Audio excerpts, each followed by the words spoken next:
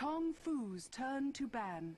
Game one went the way of TongFu. They came in the underdogs and managed to come out and land a jab, stealing one game away from LGD, but LGD had enough of that in game two. It took them 40 minutes, a little bit longer than I think it might have needed to, but that's what you do when you're a world-class organization with world-class talent. You take your time, you secure the win, and you force a game three, and that's where we stand. Moving in, knotted up 1-1, TongFu and LGD in this battle for the early top seeding in the D2L East standings. I'm your host, Aaron A.C. Chambers, joined by Ben Merlini-Wu. As always, this is day one of our second play weekend. Day two kicks off tomorrow, so go ahead and schedule that into your plans. Nice way for our North American viewers in particular to end their Monday night. And, of course, for our Eastern Europeans, to get an early start on things, getting up at the cow milking hour of 3 a.m. But probably a lot of Europeans joining us now early in the morning for you guys, and welcome in to everyone else regardless. I'm going to shut up now because they actually decided to draft super fast. Merlini, break it down, my friend. Yeah, super fast draft. TongFu just going with Lifestealer again. Or going with Lifestealer, they need to deny that pick from Rabbit for sure, though. Lifestealer just absolutely train wrecked him. They even had some good solutions for him, not the typical ones in the Razor and the Naga. Naga was actually taken by their team. I think Razor was banned out. But without having a leash on Lifestealer, he just ran rampant all over the lineup. So I think it's a good thing for them. That's pretty much the only thing that stands out for me in this draft. Everything else is very, very standard. We've seen OD plenty of times. The ban, one of the bans is a little bit unusual in the Ursa ban. And that's pretty much just to protect their life stealer, though. Yeah, I mean, this comes down to the draft from game two. You and I were talking about it. I really thought they were going to end up snagging themselves a Bane to run and then run their lanes a little bit differently than they did. I'm referring to TongFu, of course, who was up against Rabbit's Lifestealer. Not having that answer, not having that dedicated counter to Lifestealer really did come back to bite them. And Bane certainly has his own weaknesses as a hero. But LGD is not about to make that mistake. They snagged the Bane up in the fourth position. They've got a great supporting cast in Visage and the Weaver OD combination, two versatile heroes that can be laned in a variety of situations and usually find some success. Big question is, are they going to who are they going to farm here? Is that going to be an OD mid, an off-lane Weaver? That would seem to make the most sense if they wanted to go ahead and grab up some sort of late-game hero. Luna's going to be the pickup from TongFu. I would not hate an Alchemist here. An Alchemist would give them a nice late-game answer to a Lifestealer. TongFu running a dual core with Lifestealer and Luna, or depending on how you look at it, Timbersaw usually does require a number of items to really be at max effectiveness just to manage his mana pool and to give him that survivability. So you could even consider this a 2.5 or a 3-core lineup from TongFu, whereas they only have the Weaver and the OD. OD, after starting out in mid, I mean, he becomes farm dependent to a point, but he's going to give you what he's going to give you. He's going to dominate the early in the mid game. And, yeah, I'm really just interested to see how they plan to run the Weaver, off lane or tri-lane farm. I'm curious as to what TongFu is going to do for their lanes. They have Lifestealer and Luna, typically safe lane farmers in a triple lane, but we may see Lifestealer go mid versus OD. We may see Nyx go mid versus an OD. I don't really know what they're going to do. If they do Nyx in mid versus OD, then Lifestealer and Luna are going to have share farm, which is not ideal for them. So I suspect a Lifestealer mid, and then he does decently if you get a Stout Shield and you just feast your way through. You don't really need mana. But you do need to negate a lot that are right. You have to get a Stout Shield in that lane. Luna in the safe lane, Timbersaw, I think in the off lane, I think that makes the most sense for TongFu. LGD looks like I don't know either. It could be OD mid, could be Windrunner mid, could be Weaver safe lane, could be Windrunner off lane, or Windrunner support. I have no idea. Well, honestly, actually, Windrunner won't be support. They're going to have Rabbit on the Weaver. Something they could do here that I wouldn't hate at all, given the way that the lanes of TongFu is shaped up. I think you're dead on the money. I think it makes the most sense to run the LS in the mid position against the OD with Luna Rubik and Nyx Assassin in the tri-lane with Timbersaw in the off lane. They actually could run a 3-support offensive tri-lane here if they wanted to do so and give solo lane farm and experience to both OD and Weaver, with Windrunner being the hero trying to take last hits out of an offensive tri-lane. And it's something that back in the day, going back to G1 League, when I commentated that, and granted, this is a new-look LGD to a certain extent, but going back to those days, LGD used to do that once in a while. They would occasionally just throw a 3-support tri-lane out there, especially against a hero like Luna, who, as good as she is going to go ahead and take her aura first, no surprise there. But you can bully her around a little bit, and yeah, that looks like that's what they're going to do. They're moving DD and Yao out there right now. Or are they going to go? They're going to go 2-1-2. They're going to send DDC to bottom instead of the top. That's very, very interesting. Up. And they actually swap heroes. Xiao 8 was the OD before they actually swapped him out. Looks like Lifestealer is going to be mid, but I don't actually know if they saw the swap. So some shenanigans being played by LGD here. Yeah, they actually started out with DD moving the top, and he reversed course. So they're going to go ahead and just tri-lane farm this OD. So that makes... I don't think that was shenanigans so much as them making the decision on the fly. I think they were going to go with kind of what I thought they would, but instead doing it this way.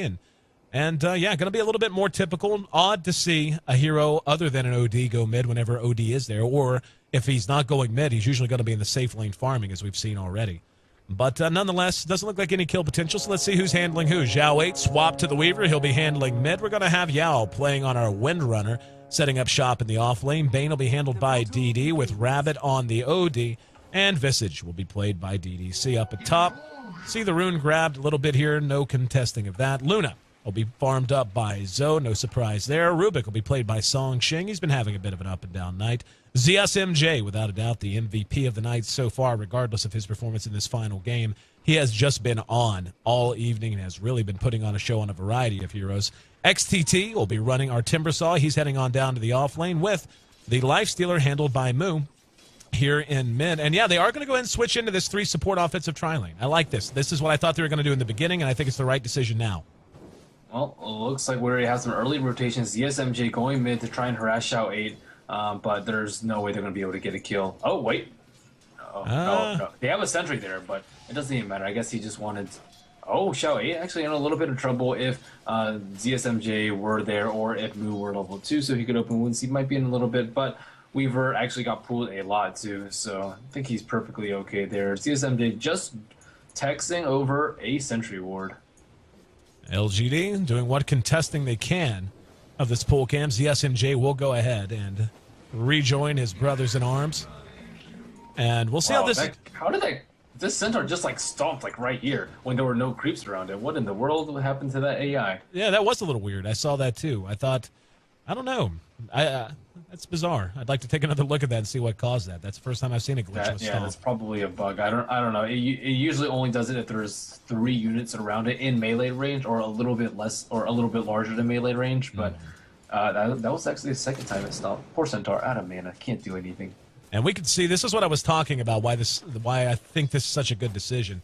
Zoe, just by virtue of 2 or 3 auto attacks, is losing about 1/5 of his health. And that's just 2 or 3 without a power shot, without any kind of activity from Visage other than right-clicking. And Visage's base damage not terrible at 57, but certainly not good either. There's going to be an Impale that catches DD, but doesn't look like they're going to be able to engage out of it. But this is a very tricky lane for both sides.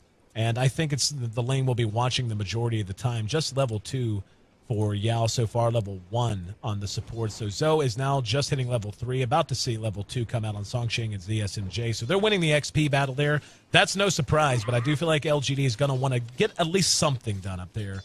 Well, because they're not really interrupting the farm all that well, sitting at 6 to 7 right now. Certainly not free lane farm, but not as good as I think they would like. Mu coming under a lot of harass by Xiao 8. I think the sentry ward should have been dropped over here so that Mu can play a little bit more aggressively when he's right outside his tower. Xiao 8 has his bottle though. They're both doing pretty well in terms of CS. 14 for the Lifestealer, 13 for the Weaver. The Quelling Blaze certainly helping a lot. Mu's almost out of regen though, dang. He's just getting right click. He bought 2 cells. He's going to have to bring him over very, very soon. Or Xiao 8 may be able to kill him. He could probably kill him like very, very soon. And we're going to see a shackle land on Zoe. There's going to be a telekinesis on the DD. He has the SMJ right on him. Zoe down to half health. First blood will be the Bane. Can they track Zoe down in exchange? Power shot is ready. Shot wide. Oh, no. Shot it wide. And now DDC could be in trouble. Telekinesis up in 2 seconds, but a little too quick. That should have been at least a 1-for-1 trade instead. Really bad turn of events for LGD as they give up the first blood. But they also neglect to kill the carry in exchange when it was right there. DD with the proc with the Geminate attack proc. It did so much damage. It did like 120, and he has 2 armor. It was like very, very close to not killing him. But good job by Xiaoyi there getting the kill on him. Also on top, when they got first blood, Sangsheng actually uses Fate Bolt for the last hit. You want to get that as soon as possible so that your Luna doesn't die to virtue of right clicks from other heroes. So I think that Sangsheng should have cast that a little bit earlier. The hero damage reduction is 14 per hero. That's actually pretty significant. That's why I point out what XTT's doing down here. This is pretty hilarious. He's got the equivalent of 2 waves and a catapult following him around, just chasing him around in the river. It's fine. Don't worry about it. That's why you have points in reactive armor, right, XTT? He's going to drag it on up, and they're going to go ahead. This is absolutely hilarious. He's last hitting now under his own tower with 2 creep waves worth of XP that he drug down out of the way. 4.5 minutes in, LGD is doing a little bit of counter warding at the moment. Taking a look at the CS, we can see the Windrunner is actually beating Zoe at this point. So even though they gave up first blood and really missed out on a high-value kill, they're still getting something accomplished here, interrupting a farm at least a little bit. Telekinesis on the DD, following Elusive Beam. There's an impale that caught 2, and the burst is there to bring 1 down. Zoe will be shackled, and the power shot plus Soul Assumption brings him down. Don't know that the Windrunner had to sell out that much. I think DDC had that under control with Soul Assumption. Ends up trading himself for Zoe after Bane dies for the second time. Now DDC, Telekinesis back onto the steps. Do they have the right click? They do not. Not enough mana to shoot anything. Not enough damage to bang him down. Shackle will catch Sangsheng. That's power shots there as well. 1 auto attack makes it a bit more of an even trade across the board. Shackle. That was like maximum range right there. Yeah, showing off. Throwing it from downtown and securing the kill. Bit more of an active game this time. 6 kills in 5.5 minutes. I like it. Very good impale by ZSMJ to start things off with that 2-man impale, getting the Windrunner and getting the Bane Elemental. I'm actually surprised that Yao didn't actually go for a Windrun at level. I think he probably could have gotten level 2. I thought that's what he was doing when he was trying to kill the Luna up in this area and just like seemed to overextend, but just Windrun back to safety. But that was certainly not the case. We can see there has been a rotation on the board as XTT has swapped out with the Lifestealer, who was just having too much trouble up against the harass of that Weaver, giving up the death and everything else. So XTT with his reactive armor should shape up a little bit better. Sangsheng finds himself a DD. There's going to be a TP rotation at the top as well. Never mind, that's just going to be ZSMJ rejoining with the tri-lane. Taking a look at the early gold as we are just past 6 minutes. Already about 1,500, give or take, gold advantage going the way of LGD. Now they're going to try to engage. There was a telekinesis, but Sangsheng, Shackle will latch right beside him. And 1 more Soul Assumption, enough to add another kill to their total. And right now, LGD is really making this 3-support tri-lane work for them. I'll tell you what I love so much about doing this with the Windrunner. Seeing teams do this dating all the way back a long time ago when I first started casting Dota. Run a Windrunner in an early farming position, transition her out of it in the mid-game, but get up a very quick mech. And I think that's what we might see. Just rush out a mechanism to start the team fight with their team. Yeah, it's a very smart decision by them. And now Zoe can't really farm. He's only sitting at 18 CS. He's number 6 in terms of last hits. And Windrunner is doing a little bit better. Looks like they're engaging on DD. DD, there's a Shackle. Catches Zoe. DD will be blown up. Power shots there. Zoe, though, feeling a little bit more tanky this time around. Yao forced to pull back. And that Fade Bolt, as you had mentioned, did come out a lot more quickly that time around. So they end up getting a free kill. And to be honest, it's getting to a point. Bane was a little far forward there. He has to realize that that's going to happen to him over and over. And that he's TPing bottom. He's looking to get a kill on move, but I don't know how they're going to get a kill on him. Not level 6. Just shows his face and interrupting Moo's jungling antics. This top lane. Now that they see Bane, though, on bottom, they can just play aggressively as they want on top. That's really bad for Yao. Yao can't farm up anymore. Zoe finally getting to make up a little bit of ground, up to 21 CS, still way down in the list and not where he wants to be. He should Bane right now. Oh, shall we actually? ZSMJ will scout him out. Oh, chicken. Manages to make it away. He was hasted. Sangsheng in trouble, though. There's a telekinesis. Soul Assumption, not enough. Can it get to him? What a shackle! Wow. Are you kidding me? Shot it through the woods into the target in front, just as they bent around, and that secured the kill. Yao, you beast. Playing such a phenomenal Windrunner as another kill to LGD's total. And what a shackle, man. That might be the best shackle I've ever seen. Yeah, that was pretty darn good. And Reserve War scouts him out. A 5-man rotation by TongFu is going to be wasted. So LGD, they're winning the lanes quite decisively now. 2,000 gold lead. Rabbit free-forming at bottom already has his mech. They're about to push to T3 because too many heroes came on top and they didn't get anything out of it. Very good vision by these LGD supports. LGD just winning this early game. We can see now pressure being put on the Tier 1 bottom. DD and Rabbit leading the charge in that regard. And Mu has moved on into his own safe jungle now. Mu certainly not doing bad, not doing great. Has kind of bounced all over the map at this point and is sitting at just 35 CS, roughly the same. Hang on, DDC going to be telekinesis. Zoe gets shackled again. Impale to follow up the telekinesis. DDC, tanky as he is, uses the wand charges. Is it enough? No. One loosen beam, enough. Carapace punishes Yao for a little bit of extra harassment. Now XTT is showing his face near the Radiant side secret shop. Nope, doesn't look like he wants to dive it. In the meantime, the Tier 1 bottom did drop. Rabbit continuing to just farm away. Yeah, Lifestealer just not as effective. I really don't like him in the solo lane unless he is versus a very good matchup for him. Like, Nature's Prophet is like decent. He's pretty good versus Lone Druid. Stuff like that I think he excels against. He's like okay at versus OD, but still, he can't really do anything because he can't TP to... Xiao 8 dodging three people. Running right through it. We'll be able to get it off again. He's going to spot the courier for the second time. Almost got a shot off that time. In the meantime, there's an Ashland prison in mid. Timber Chain gets him out of the way. Shackle does latch, but it's back near the tower. There's going to be a telekinesis onto the Bane. DD helped out by the mech. XTT will be cleaned up. Rabbit dropped the hammer. Only got one hero, but it was the one they needed. Though. Yep, and Zhao 8 going to dive this out. Nope. Wand charges keep him alive. In the meantime, they're going to reinitiate as Mu joins the fray. And Soul Assumption on the Songsheng. Zhao 8 will be impaled and cleaned up with a lucid beam from Zoe. Very timely executed, and now the Eclipse. Rabbit trying to make a run for it. They're going to end up getting a kill behind him. Double kill going the way of TongFu, and Rabbit unable to TP away. So TongFu with a big turnaround in mid. The ultra aggression of LGD blowing up in their face. And that Luna, who did not have the best start, certainly made up a lot of ground there, adding a triple kill to her total. Yeah, good rotation by her, realizing that her team needs her when they're playing super aggressively. Xiaowei was like in between the T1 and the T2. ZSMJ also stuck around too. He was very, very low, managed to pop back in the fight, and then stun Xiaowei right about here from the fog in order to secure the kill on them. He still had time lapse. He definitely could have time lapse if he did, if he thought that ZSMJ was there. 11-11 sounds like a good time to check the gold. We can see still in favor of LGD, though it took a bit of a dip that time around.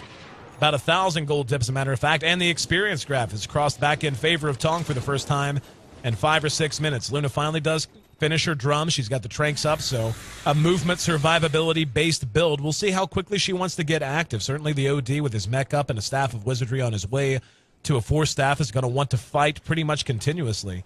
The Luna Smart for the sentry wards, too. Absolutely. Just keeping an eye on things, making sure that the Weaver does not have sentries that are going to spot him out during these mid-clashes. And these teams have done this a lot. Have you noticed that? A lot of 5-on-5 mid just standoffs. Well, ZSMJ is also like pretty aware, too. He knows that a good team will have sentries and doesn't initiate with Nyx. This tower is just getting beat on, though. Oh, what a deny. Oh, nice shackle. Got 2 again. Power shots there. There's an Ashland prison as well. Visage Emitters trying to buy time. Good Carapace actually doing some return damage to DDC following the Soul Assumption. Rubik, in the midst of all that, everything hitting that tower, got off a deny. Well played, Sansheng. Yep, I hear an FS going in. There is a bomb inside of ZSMJ, and XCT's right behind them too, waiting for someone to farm bottom. They are going to die if they farm there. But looks like LGD with a different game plan, though. Just looking to push top as 5. They have the mech. TongFu does not. It's time to push. Very much agreed. And I really like the way that LGD is playing this out, recognizing that, let's be honest, late game, 40 minutes, 40-plus minutes, TongFu has the advantage there. Luna just becomes a beast with enough farm. They have a lineup that should be able to run her over. They scout them out. Should be able to run her over prior to BKB, and BKB is nowhere near done, hasn't even started yet. Tier 1 looking to be traded for Tier 1 here. They're going to go ahead and commit to this. They have brought back Yao, just trying to buy some time. Here comes ZSMJ, trying to find a target. This tower in mid, oh wow, actually, the creeps come and just in time. They're going to TP out and maybe try to re-engage here. TongFu does... Go ahead. That was a good rotation by Yao there. TPing the T2 to delay them. If he didn't TP there, they would just trade a 1-for-1. But since he TP'd there, they use the glyph and they will save the tower, live to fight another day. Also, Lifestealer's been sitting inside ZSMJ for so long. Yep. Like after the T2, they've been like here, rotating here, push down a tower, rotate back here. They've just been running like all around the map. Now we've seen that. We've seen this happen before too. We saw it during our first play weekend here at D2L Season 4 Eastern Division. We saw, I can't remember. Another smoke. Yeah, I can't remember who it was, but we saw a Lifestealer just hanging out inside of a puck for a long time. I want to say it might have been LGD International, and it ended up costing them bad as a Lifestealer just fell way behind in farm and experience. The SMJ, though, wanting to put it to use one way or the other, might have a chance to spot the Courier. Nope, Courier just floats on past. Oh, Chicken, I think, like, wow, it distracted them, and now his Vendetta's going to run out, so they're not going to get a clean initiate. LGD's actually smoked up behind Rabbit, too. Rabbit trying to serve as bait. Hear the ping immediately on this mid tower. They're just going to rush it down. Here comes the immediate TPs. They're going to try to initiate after this. There's the OD. Ashland Prison is there. Zhao 8 is there. There's a Timber Chain to the high ground. They're going to get ZSMJ almost certainly. No, actually no orb on that, and he missed with the ulti. San Shang stole Shikuchi and managed to make it away. Wasted ult from Rabbit, and actually missed on the Ashland Prison there. It was off cooldown, so couple of missteps there. He could have orbed onto. He wouldn't have had to use the ult if he had simply orb attacked with that last auto attack. But we've seen a lot of whiffed Sandy's Eclipse. Have we seen more wasted Sandy's Eclipse or hook shots today? It's pretty. It's hook shots, man. those clockwork CD, games. Normalized for CD though. Yeah, that's a good point. Very good point. And yeah, just been a rough night for those for some OD and Clockwork players. There's another good shackle on the Shan Sheng. They're going to try. Yeah, they're going to. Oh, look at the output of damage on those heroes clumped up. Zhao 8 going to time lapse back to safety. Ashland Prison locks one away. Rabbit being pursued by Moo, but Moo now caught with Bane's Fiend's Grip to be finished off. Zoe is in trouble. Those shackles have been money in the bank. Yao's there with Zhao 8 to finish things up, and there's going to be a nightmare on the ZSMJ. Tried to save their OD, not going to be the case, but still they're going to get ZSMJ. In the meantime, the buybacks on the backside of the fight have them chasing up the tier 3. They do get ZSMJ. There's an infest into a visit or into XTT. He's going to Timber Chain up. Chakram's there. Moo jumps out. DD next on the target list. He does have a nightmare if he wants to use it. Doesn't look like he cares to.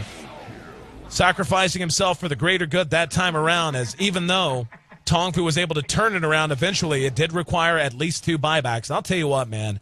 Yao's Windrunner is one of the best I've seen in a while, at least this game. He has been so money in the bank. His shackle shots have just been golden.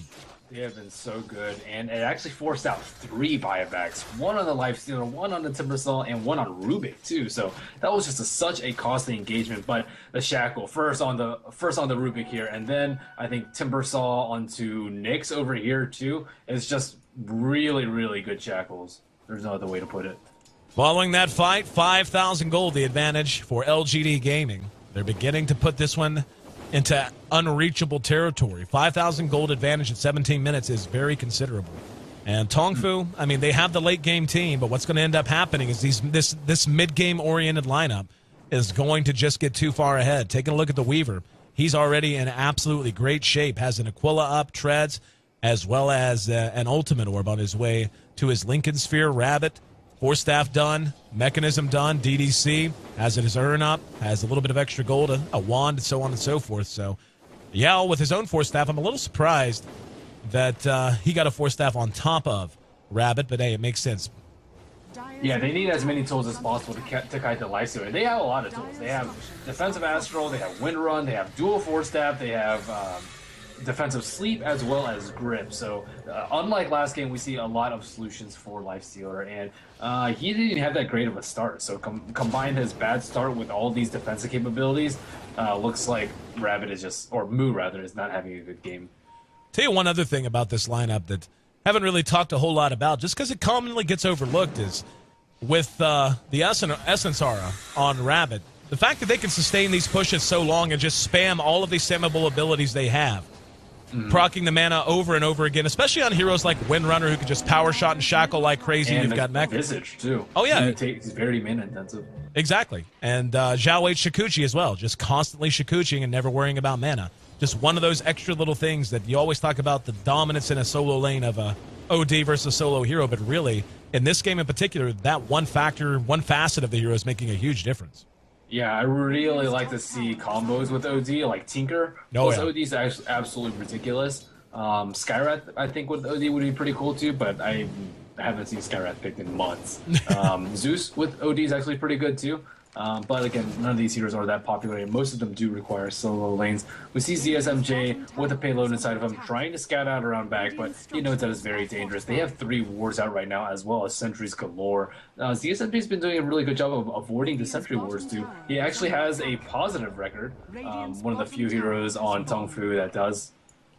DDC leading the charge. They will go ahead and toss a ward down onto the high ground plateau here in the dire side jungle. Zhao 8 hanging out there as well. Going to go ahead and drop a sentry just to make sure nothing can be seen. But we can see this is definitely LGD's wheelhouse. This is when they want to be getting the most work done. And Rabbit serving as a bit of bait up here. And then, you know, at this point, I mean, you're so obvious about it. TongFu has to know that he has a team in the jungle. There's no way he'd be there otherwise. Yep, definitely agree with you there.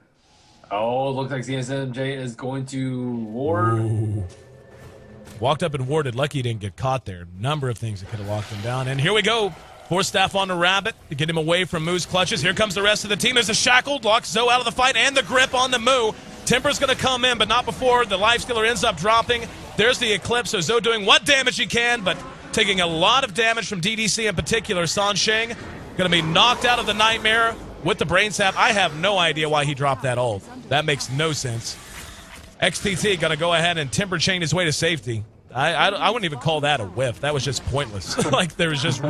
Like, it's one thing to throw it with intent and then to not do it, to just drop it kind of for no reason. But nonetheless, the chain of whiffed ultimates continues, but so does LGD's dominance. 15-12 in a 20-minute game. The gold getting higher and higher in favor of LGD, getting near 7,500 now. Moo chased way too far. ZSMJ over here was about to get the stun on the OD in this trajectory. OD standing about here, and then he forced that away, and then Moo kept chasing for some reason. Yep. He could have defensively astroed at any time during open wounds, so he didn't need to because he just drew Moo out of position. Bane over here gripped the Lifestealer. Rest of TongFu's team was in this area, so it was just a really bad fight from the get-go because Lifestealer wasn't able to do anything. He can't stick on a target at all. Really nice force staff and reaction from Rabbit right there. Had he not forced that right there, he would have just been impaled and then mana burn and then just bursted down during the rage. Probably not been able to pop up the mech, but even if you were able to pop up the mech, he would probably still have to force that away and defensively astral, pretty much taking him out of the fight right then and there. We can see LGD now falling back to the safety of their own jungle. There's going to be a haste room picked up by ZSMJ. Vendetta is on cooldown, so not going to be able to use it in that manner. The rest of TongFu just trying to regroup. Zoe still looking for that elusive BKB. Going to hope. Nope, never mind. I was going to say I hope he has parts of it on the way to him because he is way behind if he doesn't, but has the full thing done here at 21 minutes. So he's actually played catch-up quite considerably, sitting in second place in terms of net worth, just behind the OD. Problem is that Lifestealer behind both the Windrunner and the Weaver in terms of overall farm, and not just by a little. He's quite considerably behind. Weaver needs his Lincoln Sphere. He has his recipe in the stash, but still just about 850 gold away from completing it. ZSMJ, or actually XCT and Sansheng are smoked up. They've been burning through these smokes. I don't think either of these teams have any left. And we're going to see Rabbit go ahead and go back to farming. He has his ultimate orb up, so he's going to be a little bit more well-rounded, a little bit more survivable. Would imagine he's on his way to his Scythe of Ice. Big item to get against the two-core lineup like Luna and Lifestealer, and even the Timbersaw hero that if you can Scythe him, you can usually blow him up pretty damn quickly. DDC did pick himself up a medallion, so if they decide to take a Roshan, that'll be much quicker. And, of course, having the minus armor to go ahead and blow up a Zoe or a Lifestealer. I mean, their base armor is not that good anyway. Their armor development, even especially based on the way most of them build, they usually don't end up with a lot of armor. So having that medallion there is going to make it very, very easy for the right-click damage coming out of Weaver and OD to take these heroes down pretty quick. Medallion's such a cost-effective item. I'm way surprised it's not picked up more. Usually people only pick it up on heroes that either have physical damage or already have minus armor, such as Visage with his familiars or like Dazzle or something like that. But it's just such a good item. Minus 6 armor is a ton, especially on someone like Lifestealer who's already pretty underfarmed. You can get him down to 3 armor right now against the heavy physical damage from Weaver already. That is just a pain to deal with. Yeah, I love Medallion as well. Like you said, cost-effective. And on a support especially, just gives you that extra little bit of survivability that'll get you out of a fight alive and with a couple of levels because you didn't just get blown up after using your kit. ZSMJ with a passenger using Vendetta, looking for a target. Yeah, will be spotted. He's going to walk right into the sentry. Oh, there's the grip. But that grip should have been on Moo. They're going to bring down ZSMJ, but Moo's free to run roughshot. XTT went in. The Eclipse going off as well. Zoe showing off the BKB for the first time. Astral in prison and a force staff to get him away. There's the ult that didn't whiff. Managed to catch a couple that time. Don't know that it's enough. And Brainsap actually brings down the Timber Saw there. They managed to go 3-0. And I thought TongFu had the potential to turn that around, but after seeing the Timber drop and Zoe vacate, no chance to do so. And really good ult by Rabbit there. Yep. Finally got it together. Basically that ult, he made up for all the missed ones with that one because that was a very important fight. They're going to get a Roshan out of it. And he hit the one he had to hit and made it count. DDC popping the Lincolns on Roshan. There is the Medallion. This thing is just going to drop a lot of pure damage coming out from OD2. I think TongFu might suspect that they're there, but what are they going to do? Roche, not the only critter on the map that's been on the bad end of Yao's shackles. Yao has had a phenomenal game and continues to play very, very well. And now with everything coming together for LGD, this is their time to shine. Only one outer tier tower remaining. That'll be the bottom tier 2. And really, I'm struggling to see what TongFu is going to be able to do at this point to stop it. I mean, the Moo just is way under farm. There's no other way to say it. I'll put it this way. Moo's farm plus the Timber Saw's farm on their team does not equal to Weaver's farm. Like, that's where they are. He has to be further ahead than he is right now. And the choice to send him mid, then bounce him from lane to lane, and then the choice to leave him infested for as long as they did is really just beginning to take its toll. Luna and Weaver are very similar net worth right now. 9,700 for Luna, 9,200 for Weaver. But OD is over twice the net worth of Lifestealer right now. Yep. Over twice. 11,800 compared to 5,500. That is just insane. No more map. He is a sheep. Yeah. Oh, exactly. Yeah, no more map control for LGD picking up the Scythe of Ice now. And, I mean, it's looking at this, TongFu, this is the danger you run. You run a 2 and 3 core lineup, and with the Timber on team, I would say it's like a 2.5 core lineup. And you would often see Fnatic, if you remember them in their heyday, when they were really just on like a 20 series win streak or something absurd, going back to like last spring prior to the International. They really love their 2 and 3 core lineups, but when they did lose, this is how they would often lose. They just would have one of those cores get a little underfarmed, then you have to give him some farm priority, but he's not really having the impact he needs to have to justify that farm, so what do? And TongFu right now just feels a little impotent. They just feel like they've got a glass jaw. Like they can come out and swing with the best of them, but they're just really don't have any staying power in a lot of these fights. And LGD, they've just completely turned face after the first game. Yeah. And I guess it just looked like a warm-up game. Like Xiaowei just wasn't playing that well. Rabbit just got caught out way too much. But this is just completely different from the first game. And even the second game, they're just really spot on with everything right now. Rabbit finding tons of farm. Yeah, sure, he's in a couple of not so great standings eclipses, but still 5, 2, and 4, very early mech. He's there when they need him a lot of the time too. Been pretty spot on with his 4-7 as well as his Astral. So very good play coming out from all members of LGD. Not a single buyback available for anyone except Weaver and OD. So if they do lose this fight, this is likely to be not just one set of racks, but could be 2, depending on how many are up. There's the OD ulti. Got the damage off, but... That's from Sansheng. Yeah. Oh, that was Sansheng's? Okay, that makes sense. Makes a little bit more sense anyway. I was going to say Rabbit tossing that one out a little willy-nilly. That would have been pretty funny. Yeah. But they are going to go ahead and back off, actually. And that's a little surprising to me. Just deciding to go ahead and take their exit and bide their time. Yeah, I'm surprised that he spell sold the OD. Like, you're either going to get Astral or Sandy's Clip. Sandy Clip useless because you don't have that much in because you're a support Rubik, and it's much better to do it on the Weaver, and you just Fade Bolt him to pop up the Lincolns, and then just get Shikuchi. Shikuchi's the best. Time lapse is like okay, and Swarm is okay, but most of the time you'll get Shikuchi. And TongFu happy to find themselves some more farm here in the jungle, but LGD now grouping up down mid. Looks like they're just going to continue to play a starve game. The OD did go farm bottom out a bit. Rabbit. If they pushed up, I would just go up the hill right now. There's only one creep wave left. Radiant still has Glyph up. The tower's at half HP. I think they can force a T3 right now. And let's see how quick they're going to come back. Yep, we see one coming back. Don't think they realize how bad the situation is. Yep, here's the reaction now. Moving right up. Here comes a couple of TPs back. That's actually two inside ZSMJ as the Infest is there. There's the Lincoln's popped. Did manage to spell steal him that time. Managed to get Shikuchi, the spell he wanted. And now the SMJ engaged upon. They're going to go ahead and grab Rabbit. Rabbit tossed back. Going to mech through it. Moo. That was the Sanity's Eclipse that belonged to OD, pretty sure, and it was. Did some decent damage. Ran Rubik out of the fight, if nothing else. But looks like they're still not confident. Why did Sancho throw him back? He was like caught right here, and then he got thrown back over here. If you threw him over here, he's dead. And then he's caught out of position with his Aegis, and he might just die twice. I'm very surprised that he threw him away. It was really because of the really clutch Spike Carapace by ZSMJ. He Spike Carapace as soon as he came out, stunned the OD, so he wasn't able to pop his sheep or anything, or 4-step or mech.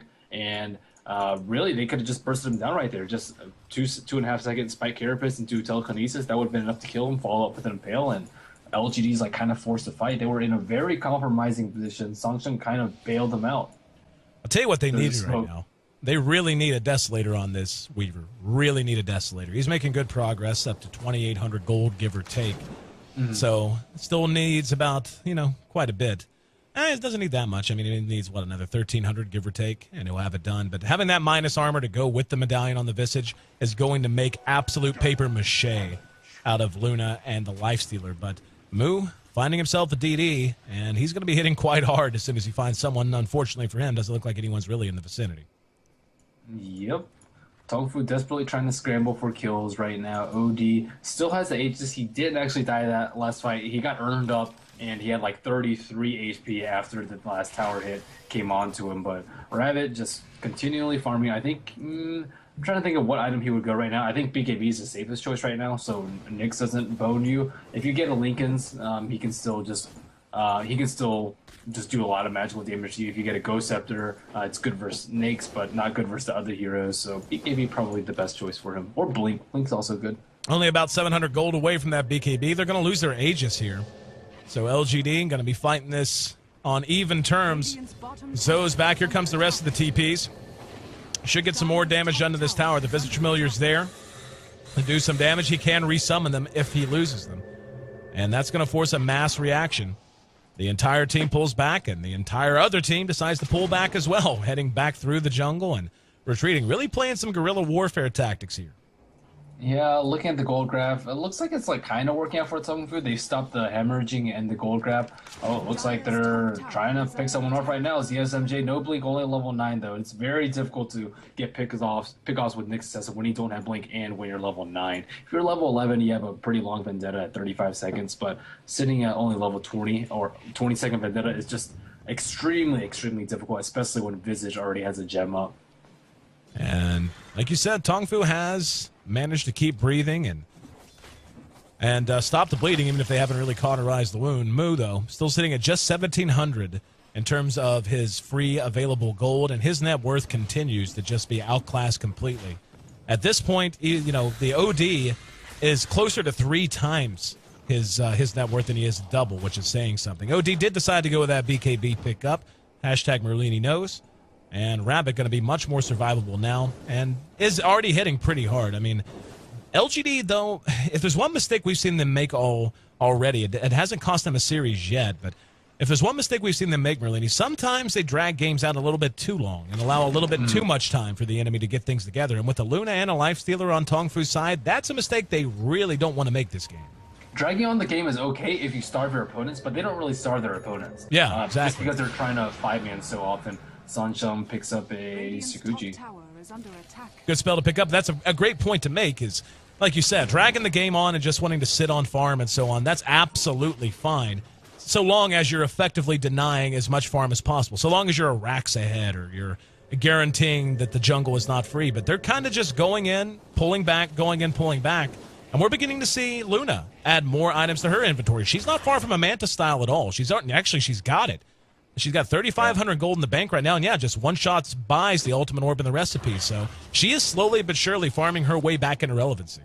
LGD is really bad at forcing the issue when it's not Roshan. They're very good at taking it down Roshan, and I fully expect them to in 1.5 minutes. But that even 4.5 minutes, because you don't really want to push when Aegis is about to expire. So I'd say maybe 5 minutes after Roshan is killed to 10 minutes. That's where they're really weak, and they've just been the gold graph has been 12,000 for about an even 10 minutes now, and they just don't feel very confident at all. They need to be able to get pickoffs, just blink sheep on OD and just pick anyone off that's on their own. Like, for example, Lifestealer over here right now, they don't have any offensive wars up there. Luna's about to farm the Ancients by herself. Just they don't really have a good way to get to the hero though. OD has to Force Staff and Scythe of Vice, which is a Force Staff not as long range as Blink. Bane doesn't have a blink either.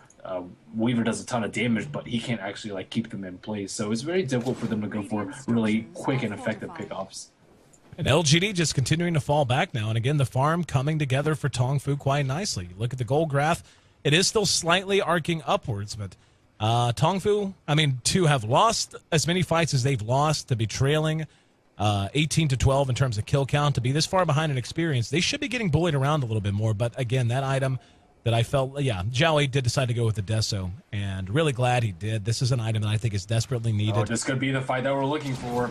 ZSMJ, ready to go. Zoe with his Manta, Eclipse is up, everything's up. There's going to be the telekinesis on the Yao. They're going to try to blow him up. There's the Timber Chain in, Impale's there. Zoe eats the Sanity's Eclipse and ends up dropping to right clicks as well. There's an Astral Imprison, and we can see Zhao. Just look how hard he's hitting now. In the meantime, we're going to see the Timber picked off, trying to retreat as well. And with Luna down, does she have buyback? She does not. Well short of it. Did not pop her BKB. Yep. Sanity's Eclipse just absolutely blew her face off. Yeah, we're talking about 148 intelligence on OD.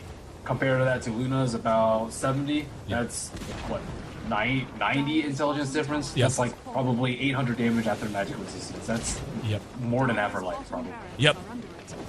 And I'll tell you what, we were kind of knocking on Rabbit and some other ODs we've seen for missing their ultis, but the last two Rabbit has thrown have really gotten the job done. He's made him count, and you know what? Dota's very much a what have you done for me lately kind of game. I'm okay with that. MVP all the way OD. Rabbit best OD. Yep, now they can just end the game now and just take Roshan, get the Aegis. They don't really have any items that they're waiting for right now. OD can pick up a Mystic Staff if he really wants to, but he's very close to being 6-slotted, especially with his Aegis. They don't really need a Xiao Aegis because they've been focusing Rabbit so hard. It will be OD grabbing the Aegis, so going to give him a little bit of extra survivability. And it's easy to underestimate just how much not magic damage, but pure damage output and right-click output a well-farmed OD will be. And he is quite well-farmed now. And that gold graph, I think, one big jump up, and TongFu held together well, man. I feel like they let this game get away from them early. Their decision to run the Lifestealer the way they did, he just really never had any stable place to farm early on, and it's cost them big. But all things considered, I feel like this could have gone much worse for TongFu, and this could have been over much more ugly. Hold on, Rabbit going to be caught out and engaged upon. That Aegis is gone. Got way ahead of himself, got way too far up. Vicious Familiar's trying to buy him some time. He's back up. There's BKB and Eclipse coming from Luna. DDC is there. The damage just not there. XTT will be able to Timber Chain away. In the meantime, Zoe caught with the Scythe of Ice and the Fiend's Grip. That'll be it. With Zoe down, they're not going to have any chance. Moo's just not going to be able to carry the water on. They're there, ready to engage. Infest in once again. And here comes Sansheng. GG's called. So it took him 3 games to do it. But LGD manages to remain unbeaten and secure the solo spot atop our early Eastern Division standings. They're 3-0. TongFu loses for the second time tonight. And, they were off to a pretty good start here in the D2L. But this is just a bad situation for them to find themselves in. But, I'll tell you what, I do feel like they played well coming down the stretch here in our third game. Merlini obviously not coming up with the win, but extended it and gave themselves a chance at the very least. Yeah, I think that you said that TongFu, they kept it together. I think that LGD actually really kept it together because they had a pretty sizable lead in the beginning, but they could have thrown that away at any time if they had fallen prey to the Nyx Assassin, Life Stealer bombs that we constantly saw. They were very vigilant about being together as 5, playing defensive, playing offensive when they need to, but only when they had enough people, only when they had the mech, and with sentries all about their early gem pickup by DDC. So I think they handled the Nyx Assassin very, very well. To teams that are learning how to play against Nyx Assassin, take a lesson from LGD China. There you go. Our third and final game behind us. LGD triumphs 2-1 over TongFu and once again remains unbeaten in the D2L Eastern Division standings here in Season 4. Brought to you by Kingston HyperX. 23-12, the final kill score. 36 minutes, 57 seconds, the final game time. Thank you so much for joining us, ladies and gentlemen. I'm Aaron A.C. Chambers, your host. It's getting ready to sign off, but before we do, certainly want to tell you how you can find out more about the guy who's dropping knowledge bombs right in your ear. That guy's name is Merlini. Merlini, tell them where they can find you on Twitter, Facebook, YouTube, Weeaboo, and every other social network known to man. Yep, all/Merlini Dota, MERLINIDOTA is where you can find me. I release content fairly regularly. Thanks for having me, ASC. It was a pleasure casting these 3 best of 3s with you. Oh, absolutely. My pleasure as well, my friend. Looking forward to tomorrow, and you'll, of course, be back. And looking forward to getting things going. Once again, that was Ben Merlini Wu. Looking ahead to tomorrow, we'll be back in action for our second play day here in our second weekend of the D2L Eastern Division. That'll kick off at 6 p.m. Pacific Daylight Time, 9 p.m. Eastern Daylight Time. That'll be 3 a.m. if you're in Central Europe, and that'll be at 9 a.m. if you happen to be in the vicinity of Beijing. Once again, guys, thank you so much. No matter what corner of the world you happen to call home, thank you for tuning in and supporting the D2L. Thanks to everyone still listening and our in-game ticket as well for shelling out and supporting us. Would encourage you guys to do that as well. But you know what? We love Twitch chat. We love Twitch chat. Punch him, apparently. I was informed that having a conversation with Conrad about that. Got to get caught up. I was kind of out of the loop for a little while there in terms of Twitch culture. Anyway, guys, thank you so much once again. This has been a Kingston HyperX production in conjunction with Evil Geniuses, Razor Monster Energy, and the whole list of sponsors on down the line. Astro, of course, love these headsets. Absolutely best. Got a really nice one, which is called wireless headsets are the best. Anyway, guys, sun's getting ready to come up here in San Francisco.